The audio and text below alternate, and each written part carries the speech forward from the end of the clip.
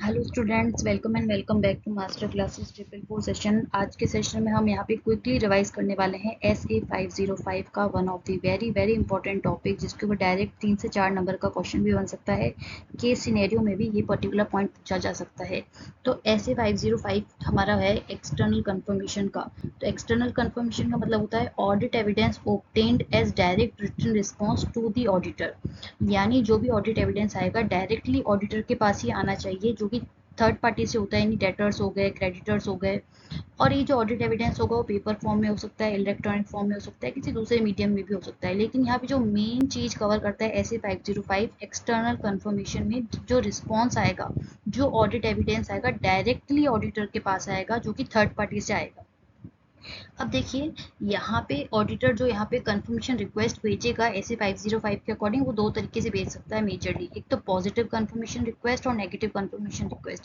लेकिन SA 505 यहाँ पे बताता है कि मेजोरिटी ऑफ द केसेस में तो ऑडिटर को पॉजिटिव कंफर्मेशन रिक्वेस्ट ही यूज करनी चाहिए, लेकिन पर्टिकुलर सिचुएशंस में वो नेगेटिव कंफर्मेशन रिक्वेस्ट भी यूज कर सकता है।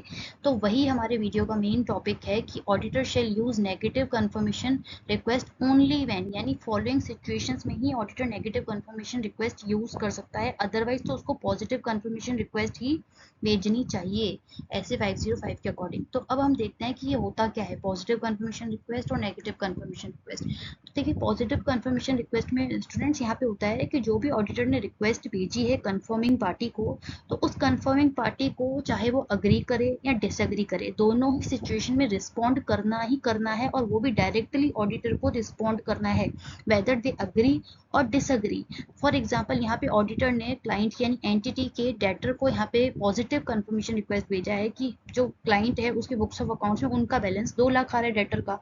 तो उस पर्टिकुलर डेटर को रिस्पॉन्ड करना ही करना है डायरेक्टली ऑडिटर को, चाहे वो उसका बैलेंस एग्जैक्ट 2 लाख आए या फिर 2 लाख के अलावा कुछ आए। तो वो कहलाता है पॉजिटिव कंफर्मेशन रिक्वेस्ट। अब नेगेटिव कंफर्मेशन रिक्वेस्ट में, a request that confirming party respond to the auditor only if the confirming party disagrees. यानी इस नेगेटिव कंफर्मेशन में वो डेटर केवल तभी रिस्पॉन्ड करेगा ऑडिटर को डायरेक्टली जब उसका जो उसकी बुक्स ऑफ अकाउंट्स में बैलेंस 2 लाख के अलावा कुछ होगा, तो ये नेगेटिव कंफर्मेशन रिक्वेस्ट होगा। और यहाँ पे ये नेगेटिव कंफर्मेशन रिक्वेस्ट इसीलिए जनरली स्टैंडर्ड के थ्रू मना किया जाता है, क्योंकि कई बार होता है ना कि जैसे रिक्वेस्ट मिली नहीं हो उस कंफर्मिंग पार्टी को, उस डेटर को, या फिर कहीं मिसप्लेस हो गई हो, डिलीवर्ड ही नहीं हुई हो, या फिर वो समझा नहीं हो और ऑडिटर को, और उसने रिस्पॉन्ड नहीं किया हो, तो ऑडिटर को ऐसे लगेगा कि हाँ बैलेंस मैच हो गया, इसलिए उस डेटर ने यहाँ पे रिस्पॉन्ड नहीं किया है। इसीलिए मेजॉरिटी ऑफ द केसेस में स्टैंडर्ड नेगेटिव कंफर्मेशन के लिए मना करते हैं, और पॉजिटिव कंफर्मेशन के ऊपर फोकस रखा जाता है कि उस कंफर्मिंग पार्टी को रिस्पॉन्ड करना ही करना है, चाहे वो अग्री करे बैलेंस से या डिसएग्री करे।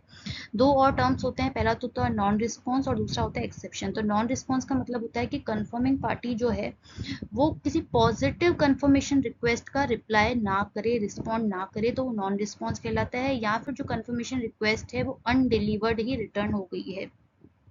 दूसरा यहाँ पे टर्म होता है एक्सेप्शन, यानी जो रिस्पॉन्स यहाँ पे इंडिकेट डिफरेंस बिटवीन दी, जो भी ऑडिटर ने इंफॉर्मेशन रिक्वेस्ट की थी कंफर्मिंग पार्टी से और जो इंफॉर्मेशन प्रोवाइड हुई है यहाँ पे फ्रॉम दी कंफर्मिंग पार्टी, उन दोनों ही इंफॉर्मेशन में कुछ डिफरेंस होता है, तो उसको एक्सेप्शन कहा जाता है SA 505 के अकॉर्डिंग। अब देखिए, नेगेटिव कंफर्मेशन रिक्वेस्ट ऑडिटर कब यूज कर सकता है, ये हमारा मेजर मेन पॉइंट है यहाँ पे इस वीडियो का।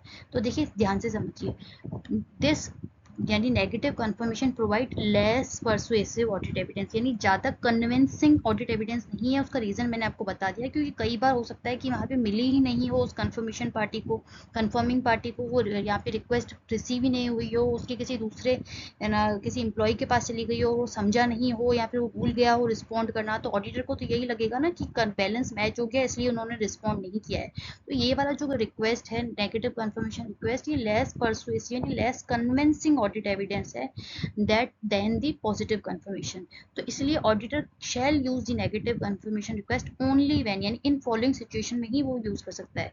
पहला तो auditor has assessed the risk of material misstatement as low, and has obtained the sufficient appropriate audit evidence regarding the operating effectiveness of the control। यानी पहला तो risk of material miss statement auditor ने लो assess, यानी इतनी risk नहीं है तो ठीक है, नेगेटिव कंफर्मेशन भी यूज की जा सकती है।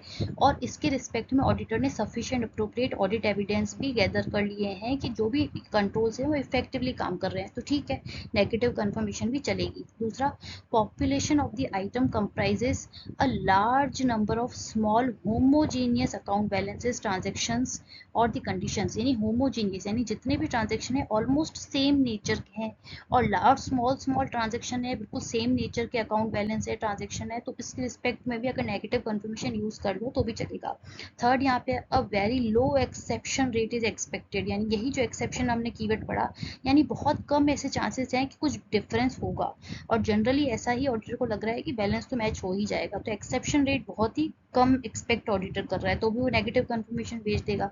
लास्ट, यहाँ पे auditor is not aware of the circumstances और the condition that would cause recipient of a negative confirmation request to disregard such request, यानी ऑडिटर को ऐसे चांसेस बहुत कम लग रहे हैं कि यहाँ पे जिस भी पार्टी को भेज रहा है वो उसको इग्नोर करेगा, यानी वो पर्टिकुलर अगर डिसएग्री करेगा तो वो वहाँ पे वो पर्टिकुलर पार्टी कितनी समझदार है कि वो रिस्पॉन्ड कर देगी अगर वो डिसएग्री करती है तो, यानी वो उस रिक्वेस्ट को, नेगेटिव कंफर्मेशन रिक्वेस्ट को डिसरिगार्ड नहीं करेंगे, तो डिसरिगार्ड होने की चांसेस ऑडिटर को बहुत कम लग रहे हैं, तो उस केसेस में भी यहाँ पे auditor negative confirmation request use कर सकता है।